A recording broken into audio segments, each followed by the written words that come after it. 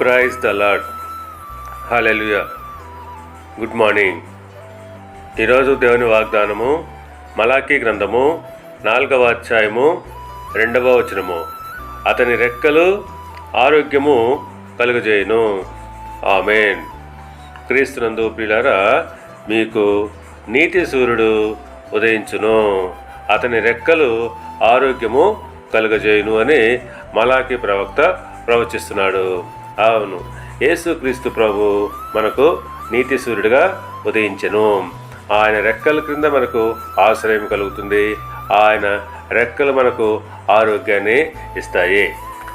ఇర్మియా గ్రంథము 30వ అధ్యాయము 17వ వచనంతో పోల్చుకున్నట్లయితే, నేను నీకు ఆరోగ్యము కలుగజేసేదను, నీ గాయములను మాన్పెదను, ఇదే యెహోవా వాక్కు. అవును, దేవుడు ఇర్మియా ద్వారా మనకు సూటిగా మాట్లాడుతున్నాడు. నేను నీకు ఆరోగ్యాన్ని కలుగజేస్తాను, నీ గాయములను మాన్పుతానని ఆయన వాగ్దానం ఇస్తున్నాడు.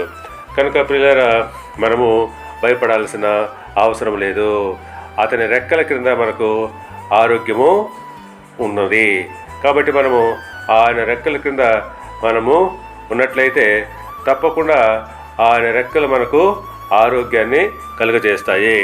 దేవుడు మిమ్మల్ని దీవించి ఆశీర్వదించి వర్ధిల్ల చేయనుగాక. ఆమేన్.